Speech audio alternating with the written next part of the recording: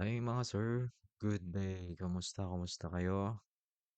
It's nice to be here again mga sir. Topic natin ngayon is all about Nasdaq market overview last week. Uusapan natin kung ano yung naging performance niya at kung ano yung i-expect natin this coming week. So, make sure na tapusin nyo tong video na to para magkaroon kayo ng idea kung ano yung i-expect natin this coming week kay Nasdaq. Okay. So, last week, Friday, ano ba yung naging performance ni Nasdaq? So eto, this was the last New York session. Ito yung Friday market natin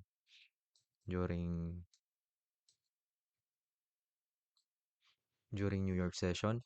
Ngayon, so ito yung mga level natin, which is ito yung orb high natin, and then ito yung orb low natin. So ang nakita natin dito before pumasok tong mga levels natin or yung opening ng market natin, meron nang ginawa si market dito na um, crossover. Ito yung tinatawag natin na buyer's crossover. Kasi na nag-crossover na tong moving average natin na changing color dito sa 50 moving average natin. So, dito pala tayo sa 15 minutes time frame mga sir. Ngayon, and then, ang tinignan natin dito after this crossover, kinonfirm natin dito sa orb strength analyzer natin kasi ito yung ginagamit natin for directional bias. So, ano yung naging directional bias natin? So, up until now, ito yung sinuggest niya. Buy target. So, basically, hindi tayo titingin dito. Hindi tayo, hindi tayo nag-consider ng selling position during that time. Kasi, number one, ito nga, naka-buyer's crossover tayo and at the same time, yung directional bias natin is telling us that the market is bullish. So, ayun.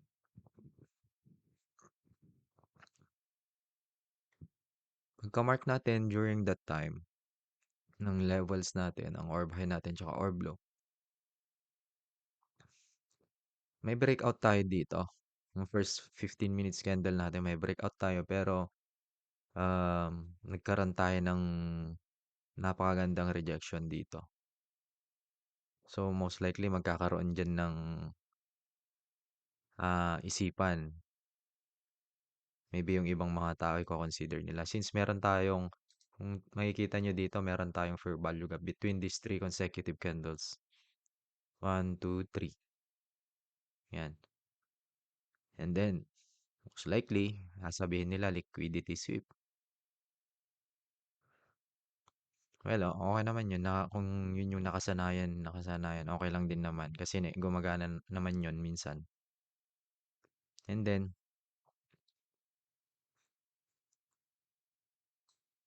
tama nga naman, bumagsak naman yung uh, price dito during that time. Pero, as part of our system, sabi ko nga, ang i-consider ko lang dito is buying position since it indicates buyer's crossover number one and then itong orb strength analyzer natin. Okay, pag-usapan muna natin tong orb strength analyzer. Na nakikita nyo dito, ang orb high resistance, in general na kasi ito mga sir. Meaning to say, um, sa mga nakakaalam na sa inyo, siya yung taga-scout, scout ranger. Siyang scout ranger. Yung taga-scout ng mga obstacles above target at saka below target. Titignan niya kung ano yung pinaka-easiest market delivery na pwede niyang or pwedeng puntahan ng market. So, sabi ko nga hindi naman palaging tama 'to, pero this is only part of my system. Kung ano yung ini-indicates dito kasi eto, kung ano yung ginagawa ko noon na kumbaga may mga top-down analysis tayo na ginagawa, changing time frames, marking of lines. So, nagre-refine tayo during that time. So, ang ginawa lang naman natin, in-interpret natin gamit na 'tong mga indicator na 'to, since meron naman tayong alam sa pagko-coding kahit papaano, and then in-interpret natin 'to, eto ngayon yung mga indicators natin na siyang ginagamit natin para mag-confirm ng mga trades natin or magkaroon tayo ng mga confluence.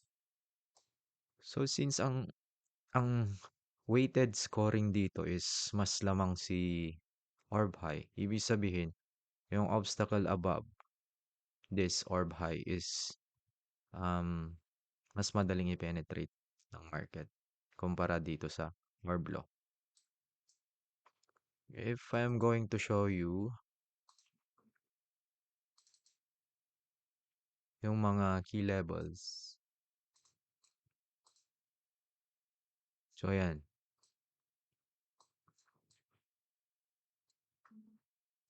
So dito, meron tayong resistance dito during that time. Pagka-breakout nitong candle nun. Okay. 4 hours to at yung isa, di lumalabas. Wait lang.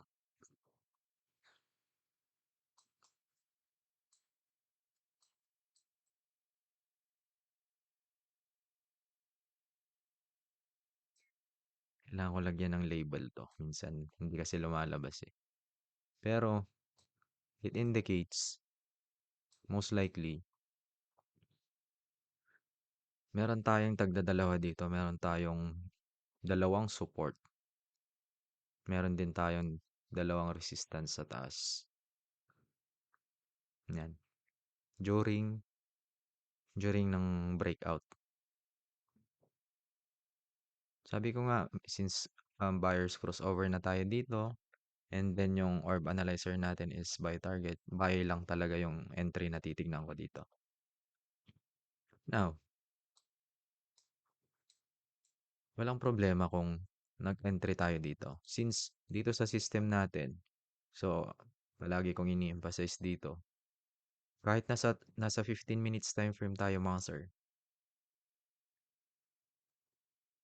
capable yung system or capable yung trading manager na magpakita sa atin ng candle na nag-breakout at nag-close above the orb high sa 5 minutes time frame. Paano yung nangyayari doon? Let's say for example, for this one, eto. Ito yung entry mo. Pagpalagay natin nandito. So, before makumpleto tong 15 minutes, bibigyan ka ng 5 minutes candle na nag-close at nag-breakout dito sa orb high ng trading manager. Lalabas yan. Meaning to say, anong purpose nun? Yun na yung magiging way mo para mag-enter ng trade mo. Kung ito yung naging point of interest mo na pasukan sa mga trades mo. Walang problema doon. Ngayon, anong nangyari pag ganun? Ang nangyari dito, let's say for example, pinasukan mo yan. Yan. So actually, pinasukan ko to. May trades ako dito last time, nung Friday. Dito ako nakapasok mga sir. Kasi, yung ATR natin dito, tumaas. So since naka-close ngayon, hindi nyo makikita. ATR pass, meaning to say, maganda yung delivery ng market. Ngayon, ang nangyari dito, ang ganda ng rejection. Talagang pinush down talaga. Bumalik ulit sa range. Pero sabi ko nga dito sa inyo, palagi kong ini-explain. Tignan niyo meron ko pa ditong naka-support dito actually. Pero ito yung pinaka-importanting recipe dito sa system namin mga sir. Since ang kino-consider ko lang dito is buy, ang iko-consider ko naman dito na stop loss ko ay hindi 'tong orb low. Since I'm looking for buy, since malapit din siya sa crossover, ang iko-consider ko dito na stop loss is eto, below this crossover. Kung ima-mark ko 'yan, eto yung magiging crossover. Eto yung linya. Support din 'yan mga sir. So as you can see, bumagsak man yung price, pero ang ganda ng rejection dito. Tumaas, and then, ayun, na-hit yung TP1 natin. Ito yung naging TP1 natin guys eh. Kasi 1:1 yan, yung TP1 natin dito. Yung TP2, I think na-hit din to. Kung nakapasok ka dyan mga sir, oops, hindi na-hit yung stop loss mo. And then tumaas, na-hit yung TP1. Yung stop loss ng remaining na trades mo, nag-move dito. So, secure na yan. Pagkait ng TP2, mag-move ulit yan. Yan. So after TP2, in-exit ko na yung position ko after ng TP2 nun guys. So yan, what else do we expect? So etong market volume dominance natin dito. Summary lang to guys. Ito yung, kung nakikita, ang importante dito, etong market dominance. Isa sa mga importante dito. Market dominance, ito yung nakikita natin every time frame dito sa advanced volume delta. Nilagyan ko lang ng label dito para hindi ka nalilipat-lipat. So as you can see, every one of the time frame is showing positive percentage. Ito yung market dominance, guys.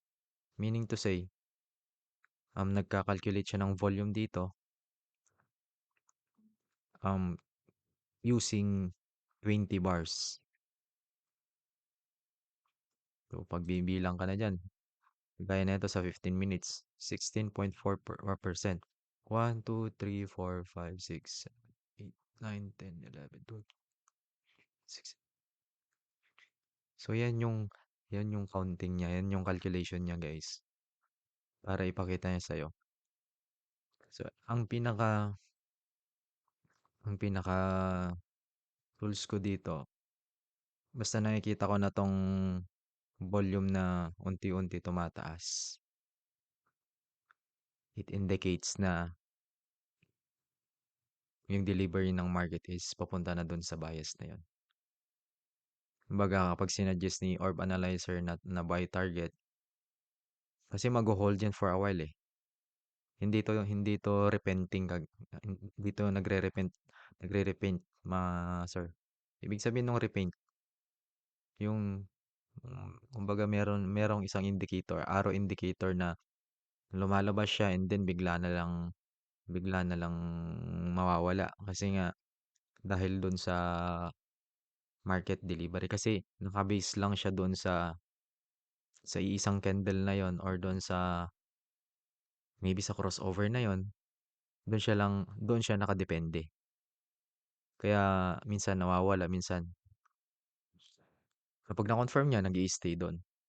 Pero ito guys, ang calculation niya kasi, historical tayo guys. Historical data yung tinitingnan niya. Ito yung mga past bars, past candles. Yun yung tinitignan niya. Kaya dito, i-confirm naman natin dito yung volume. Kapag nakita natin dito sa market dominance, yung volume natin dito, unti-unting yung progression ng volume is unti-unting tumataas. Kasi mag start yan from negative eh.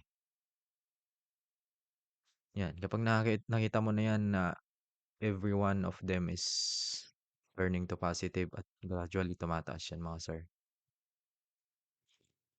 Ang interpretation lang nun guys, yung market delivery natin, yung trades na buy na tinitingnan natin, meron tayong support na volume dito. At ito nakikita nyo dito, latest bar. Meaning to say, ang daily mo 4 hours, 1 hour during this candle na nakikreate, strong, strong bullish talaga kasi naka-green yan. Yan lang yung sinet ko dito na color, mga sir. Either lime green or red. So what else? So ito yung tinatawag ko na market trades dominance. So ito yung ah, labanan ng buyers and sellers pa rin. This one, ang tinitignan naman yan nito is 500 ticks. Previous 500 ticks. So, papakita siya dito. Then magsasuggest din dito. Kapag let's say for example, makikita mo to 55. Kung 55, sasabihin niya sa'yo buyers in control. 55, 65, and 70. Pag 70 na yan, masyado ng ah, ginagamit din nating term na overbought na. Parang ganon. Parang yun yung sinasabi niya dito sa atin. Beside that, ito, ito, alam niyo na to, itong macros confirmation natin. So, bias crossover tayo. Ngayon, nakikita din natin dito sa breakout mitigation natin. Ito yung previous swing high at saka swing low. Kung nakikita nyo dito, apat na time frame pa rin yan mga sir. 15 minutes, 1 hour, 4 hours, tsaka daily. So, last week, Friday, ang M4 natin o H4 tsaka daily natin, basag na yung previous swing high. Kaya yung market delivery tumaas na. So, ito yung distance from the current price. Sa 4 hours, 259 pips. 480 naman sa daily. Okay. Ito yung all-time high natin kay Nasdaq mga sir. 24,667. Yan. So, ilang pips na lang yan. Malapit na yan. 24,640. Yan. Okay. What else? Ito, hindi ko makita to. Pero, ito kasi lumalabas lang yung RSI natin kapag sa market opening. And one more thing, mga sir. Itong mini chart natin ng daily, 4 hour, tsaka 1 hour. Overall market sentiment, market structure showing strong bull. Strong bull yan, mga sir. So, majority of our indicators is telling us maybe yung iba nakakapag-place pa ng kung wala ka talaga nito. Baga, may mga other way naman, may mga kaparaanan na pwedeng gamitin para maging profitable or para maging sigurado lang yung mga trades natin. May mga kanya-kanya naman tayong kaparaanan, mga sir. So, kung profitable ka na dyan sa ginagamit mo, patuloy mo lang yan. So, for this one, ginawan ko lang ng paraan para mas maging madali para sa akin and maging efficient lang ako sa pagte-trade. Since para sa akin, effective yung system. Yan. So overall, so we are expecting since yung last week indicators natin, yung volume dito sa 15 minutes is 16.4. Bumibelo pa rin yan mga sir. Yung 1 hour natin 14.7. Sabi ko nga dito anything that is um 10%. Okay na yan. Kasi majority sa kanila mga sir. Ito lang 4 hours 3.7 pero still positive yan. Itong 1 hour naman natin 14.7 and lalo na tong daily. Itong daily kasi mga sir, pag na-reach niya yan, yung balance market na yan, magiging bull na yan talaga. So yan yung criteria diyan. So 20% plus pag positive bulls, pag negative 20 bears. Pag positive 40 naman strong bull. So may mga calculation siya mga sir. So ininterpret ko lang kung ano yung ginagawa ko dati. Yung ano pa. So ayan mga sir. So we are expecting na magtutuloy-tuloy pa rin to until this week. Hindi ko pa na-check kung merong news ba. Pero yun yung market delivery last week. Bullish tayo. Even kay gold mga sir, mas lalo. Yan. So ayan, pag-usapan na lang natin sa ibang video yung about kay last week overview, market overview para kay gold. So eto mga sir, kung tinitrade nyo si Nasdaq, napakaganda rin nito. So eto for educational purposes lang mga sir. Um, this is not a financial advice pero yan, manage your risk mga sir. Protect your capital. Kasi hindi natin alam yung mga uncertainties. Hindi natin. So, ang ginagawa lang natin dito is nagre-react lang tayo sa market. We don't predict the market, mga sir. So, ayan. So, see you on next video, mga sir. I hope may mga natutunan kayo dito. And again, trade wisely, mga sir. Thank you.